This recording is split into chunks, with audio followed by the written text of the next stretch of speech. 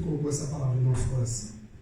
Ele nos tirou da potestade das trevas e nos transportou para o reino do Filho do seu amor, em quem temos a redenção pelo seu sangue, a saber, a remissão dos pecados, o qual é imagem do Deus invisível, o primogênito de toda a criação, porque nele foram criadas todas as coisas que há nos céus e na terra, visíveis e invisíveis, sejam tronos, sejam dominações, sejam principados, sejam potestades. Tudo foi criado por ele e para ele. E ele é antes de todas as coisas, e todas as coisas subsistem por ele. Versículo 18. E ele é a cabeça do corpo da igreja, é o princípio e o primogênito dentre os mortos, para quem tudo tem a preeminência, porque foi do agrado do Pai que toda a plenitude nele habitasse, e que, havendo por ele feito a paz, pelo sangue da sua cruz, por meio dele, reconciliasse consigo mesmo todas as coisas, tanto as que estão na terra, como as que estão nos céus. A igreja diz amém. É a doutrina.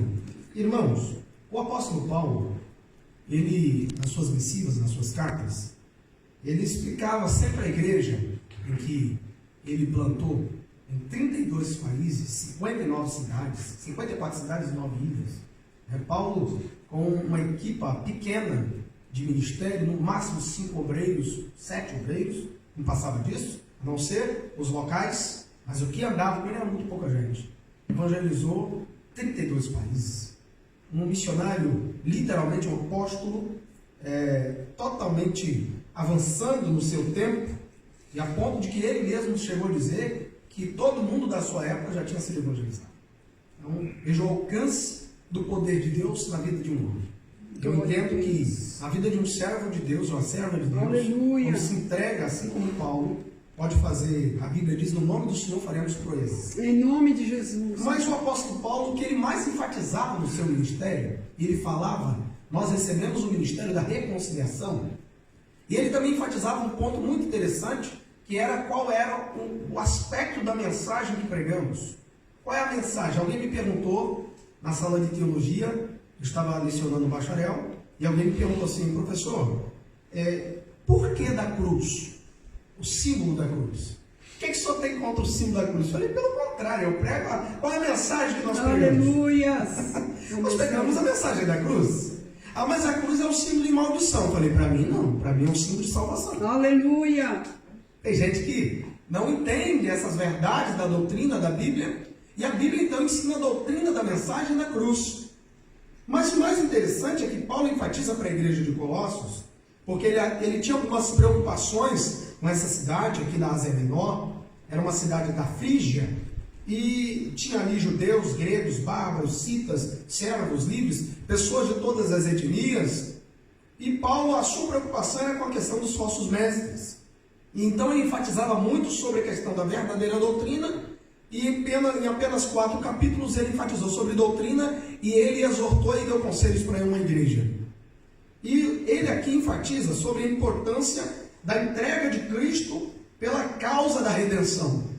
Ele diz que Cristo, através do seu sangue, ele trouxe uma eterna salvação. O escritor aos Hebreus também chegou a enfatizar esse ponto, que é através do sangue de Cristo. Então existe também uma doutrina do sangue. Por isso que os elementos que nós temos como simbologia da ceia do Senhor é o pão e o vinho. É muito bom enfatizar esses pontos, que a ceia do Senhor, ela na verdade é a segunda ordenança que Jesus deu. A primeira é o batismo em águas. Aquele que crê e for batizado será salvo. Aquele que não crê já está condenado. Então, a segunda ordenança é a ceia do Senhor. Amém. Porque desde o tempo primitivo já havia o antítipo, já havia as profecias, os tipos, para que se cumprisse, obrigado, pastor, para que se cumprisse todo o que estava descrito na lei e os profetas acerca de Cristo. Então Jesus ele tinha que vir e cumprir por completo o que estava determinado.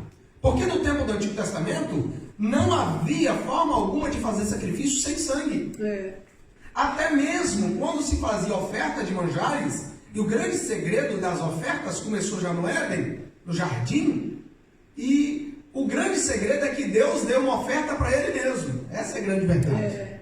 Agora, quando o pastor se ofertava uma oferta de manjares, qual era o sangue da oferta de manjares? A oferta de manjares são os víveres vegetais, são os alimentos vegetais ou de legumes. A Bíblia chama de oferta de manjares. Porque quando se oferecia um animal, o sangue era literalmente o fluido da vida do animal, simbolizando assim a cobertura do pecado por um tempo daquele que ofertava, ou daquela casa, daquela família que ofertava.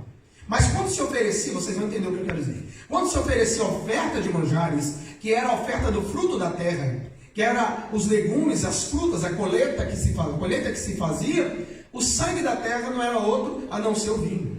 O fruto da vide, o fruto da uva. Então, há todo um pormenor nisso aqui. Não é nada por acaso nessa questão do pão e do vinho. Porque tanto o pão quanto o vinho, eles saíram da terra.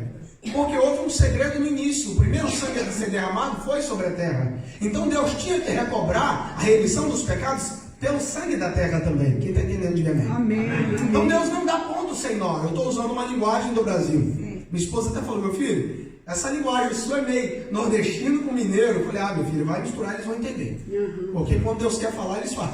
Amém. É mistura. Daqui a pouco mistura um português de Portugal, um inglês, um guaté... Como que fala? Quem mora em Guatemala? Guatemalteco. Isso, vai misturar isso aí que ele falou. Guatemalteco. O mais importante é que a revelação da palavra vocês consigam entender. Amém, Jesus. Mas entendam então que agora Paulo, ele diz, olha, eu quero explicar a vocês qual foi o efeito do derramado sangue de Cristo, que não é mais um derramado sangue de um animal, de um novilho, ou de uma ovelha, ou de qualquer outro animal que foi sacrificado, até uma pomba que foi sacrificado, e muito menos a oferta de manjares, com os seus adendos que Deus ordenou, com todos os seus elementos que Deus ordenou, mas agora é o próprio Deus encarnado em forma humana que resolveu descer, pegar um corpo humano para ele, porque Hebreus diz que ele disse assim, isso está nos Salmos, e ele repetiu nos Hebreus, ele disse, sacrifício e oferta não quisestes, mas corpo me preparaste. Então, precisou que o verbo de Deus, a palavra de Deus, ela tivesse que encarnar em forma humana, para que através do sangue desse corpo, pudesse derramar pela redenção do pecado do homem, que seria a única moeda de troca no mundo espiritual. Porque quando nós pecamos, a Bíblia deixa bem claro que é impossível o preço de ouro, de prata, de pedras preciosas, que pudesse nos resgatar uma outra vez da nossa vã maneira de viver, e nos trazer uma outra vez a reconciliação, ao religar e a voltar à comunhão com Deus. Então a única forma que haveria, que era ainda sobreposto, que era através do sangue de animais e o sacrifício dos vegetais, com derramada libação, que era o suco de uva ou vinho, que se lançava sobre o sacrifício. E aquele cheiro que subia, o Senhor cheirava aquilo, como cheiro suave ao Senhor. Agora, essas ofertas que eram oferecidas no Antigo Testamento, apontavam literalmente para Cristo. Então Jesus, é por isso que Jesus disse, e o próprio seu primo, o João o Batista, disse, esse é o Cordeiro de Deus, que tira o pecado do mundo. Amém. Ele não cobre o pecado do mundo como o sacrifício dos animais e os sacrifícios vegetais dos manjares. Porque a função do sacrifício do Antigo Testamento, aqui é o símbolo, parecendo o pecado. É a cédula que nos acusava, aquilo que está em Colossenses capítulo 2. A cédula que nos acusava, estava lá. O sangue dos animais, dos touros e bodes, e o sacrifício dos vegetais, somente cobria por um tempo, até que a posteridade, que a Cristo viesse, descobrisse, pegasse uma outra vez o escrito que nos acusava, riscasse PG nele e cravasse na cruz. Quem entendeu agora que a sua promissória de pecado está perdoada, levante a mão de glória a Deus. Aleluia! Glória a Deus. É isso o Evangelho. Amém. O Evangelho é isso, eu estou resumindo. Agora, o mais interessante é que Paulo, quando ele diz aqui o efeito, esse é o grande segredo, o efeito desse sacrifício, que aponta para a eternidade, porque nós estamos diante de uma Páscoa. Essa é a grande verdade. Amém. Porque o que significa Páscoa no Antigo Testamento? Passar por cima. E Paulo disse em 1 Coríntios capítulo 5, que Jesus ele é o nosso Cordeiro Pascual.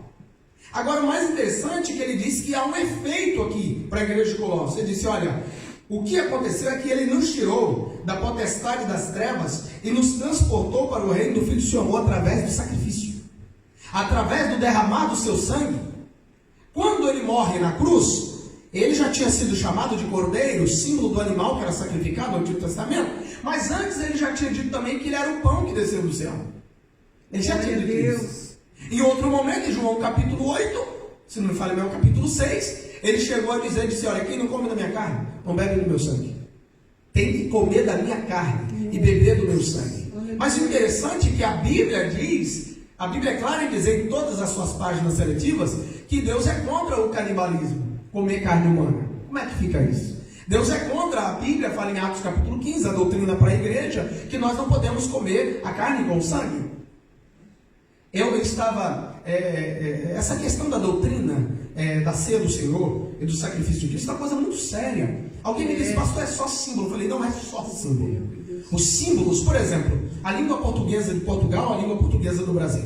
Se nós acrescentarmos ou tirarmos um tio, ou um acento, um ponto, muda o sentido. Qualquer gramática do mundo, qualquer idioma do mundo, se nós mexermos em qualquer símbolo de sinais de uma frase, muda o significado da frase. Quem está me entendendo, diga amém. Aleluia, amém. Então eu não posso mexer com os símbolos da fé. A cruz é um símbolo da fé, eu não posso mexer com isso. A Bíblia diz, Cristo Jesus, que eu não posso acrescentar e nem tirar. Então eu não posso tocar nessas coisas. Por exemplo, alguém me perguntou uma vez, e eu pesquisei, orei, e eu descobri uma coisa, pelo Espírito, não foi livro que me falou, foi o Espírito. Por que quando nós sacrificamos, simbolicamente aqui, porque aqui é o símbolo do sacrifício, a ceia, por que os ministros que servem lavam as mãos? Por que tem que lavar as mãos? Tem denominação que nem tem mais costume de lavar a mão. Virou um ritual quase tradicional. Só que eu descobri que não é um ritual tradicional. Eu descobri que tem que ser lavado. Sabe por quê? Eu vou te explicar. Lembra de Pilatos? Veja só. Quando se fazia o sacrifício do animal, porque tudo apontava para Cristo, lavava-se a mão, significando que estava livre do sangue daquele animal. Ou seja, estava perdoado. O sacerdote lavava suas mãos. E quando ele, diante daquela pia de bronze, antes da entrada do santo lugar, ainda no pátio, quando ele, na testa dele tinha uma mitra de ouro que estava escrito santidade ao Senhor, toda vez que ele lavava as mãos, refletia na água, ele lembrar que ele deveria ter santidade ao Senhor. Mas então, quando ele fazia a purificação das mãos, era que ele estava declarando que ele estava livre do sangue daquele animal, e a partir daquele momento a pessoa que ofertou estava perdoada. Isso é muito sério. Meu Deus. Quando Jesus foi crucificado, quem deveria lavar as mãos e ficar livre do sangue de Cristo eram os sacerdotes. Olha o que aconteceu. Essa era a regra. É isso que era para ter acontecido. A mesma coisa que quando o sacerdócio de Levi passou para a tribo de Judá em Cristo, quando o sacerdote bateu o bordão no chão, rasgou as vestes, ele passou o sacerdócio para Cristo, porque estava escrito na lei que quando o sacerdote rasgasse as suas vestes diante de alguém, ele estava passando o sacerdócio. E ele achando que ele estava fazendo uma afronta para Cristo, ele estava cumprindo o que já estava determinado, passando o sacerdócio. Então os símbolos falam muito alto. Então toda vez que se lava as mãos, significa que eu estou livre do sangue desse sacrifício. Entendeu? Então quem é que lavou as mãos? Foi Pilatos. Vocês vão entender. Aí o que o povo judeu falou? Nós temos que ter cuidado com isso. Quando a gente mexe com os símbolos da fé. Oh, Deus. Eles disseram assim, que o sangue desse homem caia sobre nós e nossos filhos. Está caindo até hoje. Porque o sangue de Cristo que foi derramado, até hoje o juízo tem caído sobre a nação de Israel. Então quando houve os holocaustos, a expulsão desde o ano 70 depois de Cristo, através de Tito, que era o filho do imperador da época, até 1948, e ainda hoje acontece. Portugal mesmo derramou muito sangue judeu. Muito sangue judeu caiu nessa terra. Muito judeu foi assassinado nessa terra. Entendeu? Essas verdades são claras, tangíveis e palpáveis. Mas por quê? Porque eles disseram que o sangue dele cai sobre nós, nossos filhos. Então é por isso que é importante que os símbolos da fé devem ser respeitados. Eu não posso misturar os símbolos. Agora, mais interessante é que ele diz que quando eu estou com o sacrifício de Cristo, fazendo uso do sacrifício de Cristo, tomando para mim que o sacrifício de Cristo foi efetuado em meu favor, acontece a primeira coisa: ele nos transporta, nos tira da potestade das trevas e nos coloca no reino do Filho do seu amor. Aleluia! São pontos interessantes dos símbolos da fé, que nós não podemos nos perder. A gente tem que lembrar dessas coisas. Que um dia nós estávamos nas trevas. E através do sacrifício de Cristo, que Aleluia. é simbolizado pela ceia, que foi efetuado no Calvário, eu fui transportado de um mundo espiritual para o outro. Glória a Houve um teletransporte espiritual. Então, a partir de então, eu já não estou mais debaixo do poder das trevas. Vale glória a Deus? Glória a Não, Deus. porque parece que tem crente que ainda entende que vive debaixo do poder das trevas de Satanás. O sangue de Jesus tem poder. Então nós temos que nos lembrar disso. Olha, gente, o diabo tem poder, mas o nosso Senhor tem todo o poder. Glórias a Deus. Tem gente que Aleluia. mais enaltece Satanás do que a Jesus. É. Esquece que através do sacrifício de Cristo, nós somos participantes da herança dos santos na luz, conforme o versículo 12, e Ele nos tirou da potestade das trevas e nos transportou para o reino do Filho do seu amor. Nós temos agora um reino. E a Bíblia diz que nós agora, depois através do sacrifício que Ele efetuou, nós recebemos agora um título, sacerdotes reais. Aleluia. Nós somos sacerdotes reais. Não é só o ministério com patente pastoral, coisa nenhuma. Toda a igreja são Glória a sacerdócio Deus. real. Toda a igreja. Aleluia. Glória a Deus. Eu tenho pregado isso nos últimos 5 anos. Pararam de ensinar essas coisas. É. Eu não sei qual é o problema de falar para a igreja que toda a igreja é sacerdócio. Eu acho que tem muito ministro que tem medo de perder posição. Mas é muito bom. É muito bom. Toda a igreja é sacerdócio. Toda a igreja é intercessora. Toda a igreja é sacerdócio ainda real. Tem o ministério sacerdotal e ainda tem a realeza. Então, primeira coisa é em segundo, versículo 14. Em quem temos a redenção pelo seu sangue, a saber, a remissão dos pecados. Então, nós temos através da redenção pelo sangue dele, porque ele redimiu, ou seja, ele comprou. Ele chegou no mercado de escravos espiritual, em que o algoz era o inimigo, era Satanás, e até por um tempo ele tinha nas suas mãos a chave desse planeta. Porque está escrito em Apocalipse que o Senhor Jesus tomou as chaves do inferno e da morte Eita, dele. glória Mas a glória! Deus. Aleluia. Irmão, é porque quando a gente quando viu aquele filme no mundo inteiro sobre o Mel Gibson que fez, inclusive foi muito bem, foi um dos filmes mais fortes que já se teve sobre a paixão de Cristo, tá? Nós vimos ali o sofrimento físico de Cristo. Mas os Salmos, não dá pra gente pregar isso aqui hoje, mas os Salmos narra Jesus dando uma coça nos demônios do mundo espiritual. Está nos Salmos. Com certeza. Davi já cantava isso há lá 3, 4 mil anos atrás. Olha o que está escrito em Filipenses, volta a Bíblia aí. Filipenses capítulo número 2. Glória a Deus. Glória a Aleluia. Deus. Glória a Deus. Filipenses capítulo 2, versículo 9. Não me falhe a memória. Pelo que também Deus o exaltou sobremaneira. Ele deu um nome que é sobre todo nome, para que ao nome de Jesus se dobre todo o joelho dos céus, dos que estão nos céus e na terra e debaixo da terra. E toda língua confesse que Jesus Cristo é o Senhor, para a glória de Deus Pai. De sorte que, meus amados, assim como sempre obedecestes, não só na minha presença, mas muito mais agora na minha ausência. Eu quero aquele texto que diz que ele despojou os principados e potestades. Quem achou aí para mim?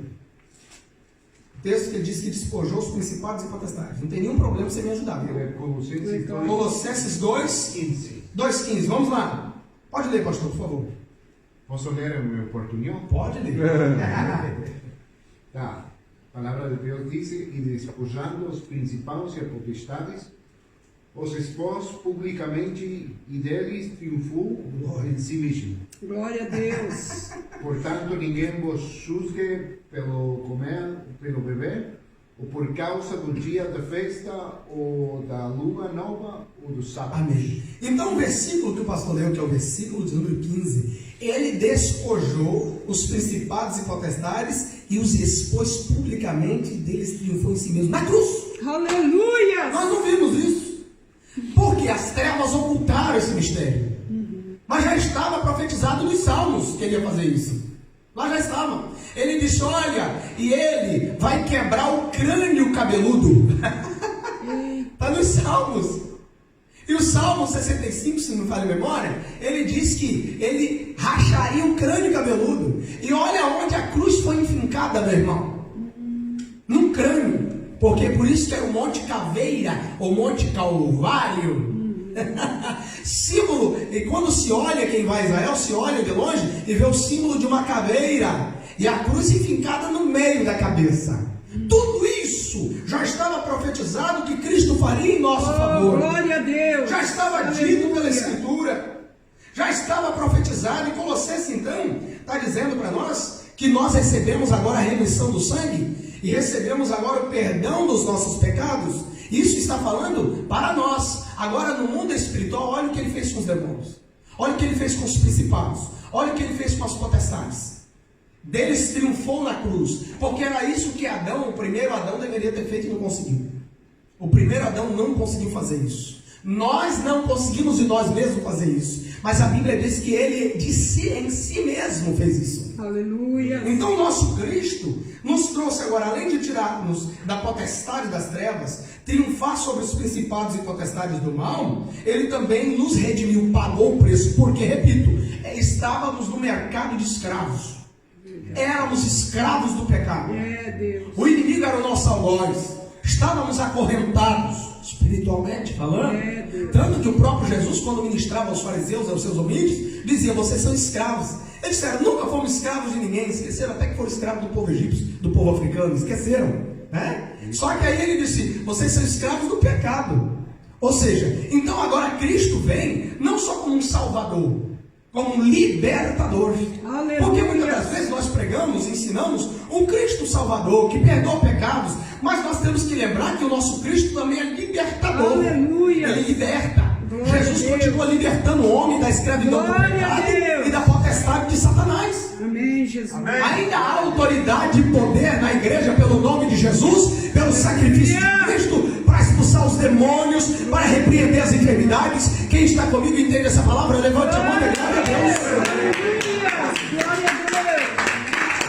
Glória a Deus. Ainda temos um Cristo que nos dá autoridade e poder através da cruz, da mensagem da cruz, para ser remisso dos nossos pecados, pagar as nossas dívidas espirituais. Ainda nos dá poder contra a potestade do mal. Amém. Aleluia. Versículo 15 diz que o qual é a imagem do Deus invisível, o primogênito de toda a criação. Claro que aqui não está dizendo que, porque daqui alguns agnósticos e alguns outros pensadores filosóficos da teologia, eles pegam esse contexto aqui e descontextualizam, dizendo que Cristo então foi criado, né? Porque está dizendo que ele é o primogênito de toda a criação. Mas aqui tem toda uma explicação que hoje não dá tempo para isso. Mas outro dia a gente faz isso, uma palestra só para isso. Amém. Mas não, o termo não está especificando que Cristo foi criado. Ele é incriado porque ele é o próprio Deus.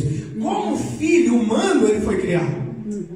Como homem ele foi criado. Tanto é ele que ele disse: olha, tudo é para o Pai, toda autoridade é do Pai. Mas depois que ele foi ressurreto, ele disse: é me dado todo o poder nos céus e na terra. Glória Então a Deus. quando ele diz que nem ele e nem os anjos, somente o Pai sabe o dia da volta, ele está falando como homem, como filho de Maria, como Jesus, mas como Cristo, como Deus Todo-Poderoso. Ele sabe de todas as coisas. Ele é onisciente, onipresente, onipotente. Aleluia. São atributos intransferíveis dele. Mas aqui o texto continua dizendo que ele é a imagem física. Deixa eu falar uma coisa para os irmãos. Deus então, para resgatar a humanidade do seu pecado, através da mensagem da cruz, através do sacrifício de Cristo, então agora ele se materializa em forma humana, usando um corpo humano. É isso que ele fez. Eu tenho muita facilidade de entrar entre os amigos católicos romanos, porque alguns dizem: o pastor é o único que não prega contra Maria. Eu falei: como que eu vou pregar contra Maria? É louco. Eu tenho que pregar a favor. Aí me pergunta: quem é ela para o senhor? Eu falei: mãe de nosso Senhor. Amém. E é mesmo, Glória a mesmo. Deus. Nós cremos nisso. Eu falei: então é isso que eu prego. Glória a É Deus. isso que eu prego. Ninguém pode negar que foi através do sangue de Maria que o corpo dele foi gerado. Ah, por favor. O corpo físico dele foi gerado através dela. Não teve toque humano nenhum. O corpo que ele tinha, por favor, está em Colossenses. Não era um corpo comum. Olha o que está escrito no versículo 9 do capítulo 2 de Colossenses. Colossenses capítulo 2, verso 9 e encerra. Porque nele habita corporalmente toda a plenitude da divindade. Oh, Não era um corpo qualquer. Não era um corpo humano qualquer. Não tinha toque de homem. Foi o próprio Espírito que fez gerar no útero daquela mulher. A palavra, o verbo, ele vem com gameta e ovulou, irmã Maria. Isso é muito sério, gente. Oh, glória. Isso é muito sério. Então, a gestação dessa serva de Deus, que é um modelo para nós, é algo sobrenatural. Agora, o mais sobrenatural ainda é o que aconteceu. É que Deus agora resolve habitar num corpo, dentro de um outro corpo, e dentro da água também, porque tem um segredo da água, há um mistério da água no universo inteiro. A água, há um mistério da água, tanto que ele diz, olha, a água que eu lhe der, e dará vida para a vida eterna. Então o segredo da água, o bebê é gerado dentro da água, já falei isso. Mas aqui, então quando ele é gerado, e ele vem ao mundo, agora ele vem trazendo uma novidade de vida. Veja só como que pode isso. Só que para mim o nascimento virginal dele ainda não é a profundidade do Evangelho. Para mim a profundidade do Evangelho foi ele se materializar para sempre no corpo humano. Impressionante. Para mim, a maior prova de amor de Deus para a humanidade é que a sua palavra, o seu verbo, porque Deus não é mudo, Deus fala, por isso que ele é o verbo de Deus, é a fala de Deus, é o poder criativo de Deus, é ele que criou todas as coisas, está escrito, e por ele nada que foi feito deixou de se fazer. Então o haja de Deus, o bará de Deus, tudo existiu através da palavra, e nada subsiste sem a palavra, e para nós a palavra é Jesus o Cristo. Mas lá no céu o nome dele não é Jesus, o nome dele é a palavra de Deus. Aleluia. Porque existem algumas testemunhas nos céus, e uma delas é a palavra de Deus. Aleluia. E ele é a palavra. Mas quando ele encarna em forma humana, ele traz para nós a imagem exata de quem é Deus. Mas não física, mas espiritual. Só que o mais interessante é que quando ele ressurge dentre os mortos, fica 40 dias entre nós. E a Bíblia diz que depois ele é assunto aos céus, o Salmo 24 falou sobre isso, mas quando ele é assunto aos céus, a Bíblia diz que ele leva aquele mesmo corpo, é imortal, incorruptível, mas é o mesmo corpo. É o mesmo corpo. Mais interessante, que depois da ressurreição foi falado Glória aqui, que Tomé duvidou, ele disse, então toca nos cravos, toca no furo. E ele comeu e bebeu ainda para provar de que não era um espírito, era ele mesmo. Glória a Deus. Agora, quando ele saiu do céu, ele saiu invisível, porque ele não tinha corpo. Mas quando ele volta para lá, ele levando o corpo. Para nos representar para sempre. Aleluia! Glória a Muito Deus! sério isso, para mim, maior demonstração de amor é um Deus invisível, todo-poderoso, encarnar num corpo humano e levar esse corpo humano para sempre. Porque desde então, as marcas da cruz subsistem nele. Permanecem nele. As marcas estão lá. Deus. Agora imagine, a Bíblia diz, está no Antigo Testamento, que o Senhor tem um nome, nosso nome escrito na mão dele. Glória a Deus, é demais. Olha o que está em Colossenses, ele pegou o que nos acusava e cravou na cruz, na sua mão. Aleluia! Olha o que ele está dizendo. Então toda vez que eu e você pecamos, ele olha para mim, o sacrifício, os sinais. Então quando ele leva esse corpo com ele, a Bíblia diz que ele é a primícia dos que dormem. Ou seja, é o único que ressurgiu dentre os mortos para nunca mais morrer. Agora imagine, ele chegando no céu, um ser híbrido, aparentemente híbrido, porque nunca tinha chegado no céu desse jeito, um ser assim. Nenhum ser humano conseguiu entrar na Jerusalém Celestial até hoje. Esse negócio de quando alguém dorme no Senhor, ninguém está no terceiro céu. Ninguém está na Jerusalém Celestial. Está no paraíso que é debaixo do trono. Está aguardando o dia do arrebatamento da igreja. Daqueles que morreram em Cristo, ressurgir primeiro. E todos nós juntos seremos transformados, nos encontraremos lá. Glória a Deus! Então não tem nenhum crente lá dentro da cidade celestial. Isso é história. Isso não está na Bíblia. A Bíblia, a doutrina é essa. Mas imagine agora um ser com um corpo humano, imortal e incorruptível, porque ele estava imortal. Ele aparecia e desaparecia em qualquer lugar, porque está escrito nos evangelhos. Ele agora tem uma comitiva de 2 anjos que vai com ele, porque lá no Éden tinha 2 anjos cercando a entrada. Então tinha que 2 anjos levar ele de volta. Tudo é cronometrado. Deus não é errado. E quando ele chega, tiveram que dizer, abre os portais eternos, porque está chegando o Rei da Glória. Aleluia! E aí gritaram lá dentro, mas quem é esse Rei da Glória? Já tem um no trono aqui. Ele disse, ele é o Rei da Glória, poderoso e forte na batalha. Aleluia! Então quando ele era dentro dos céus, pela primeira vez, um pé, com o corpo físico humano, nos representando, pisa dentro do céu. E a Bíblia diz, tem um texto que diz, Paulo dizendo, aprove ao Pai habitar no corpo do Filho.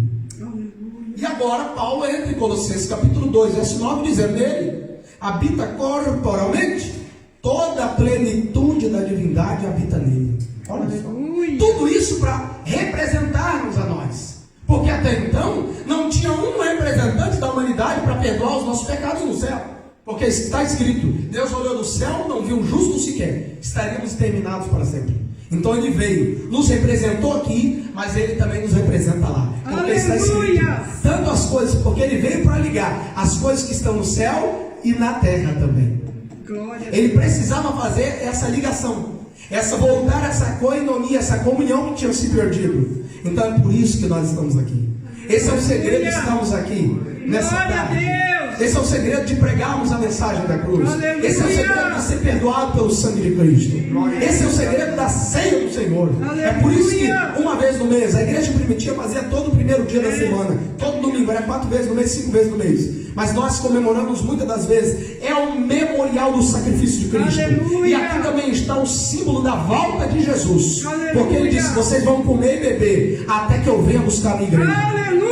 Então daqui a pouco ele vai vir buscar o seu povo. Estaremos ceando para sempre com ele. Quem entende isso, levante a mão e glória a Deus.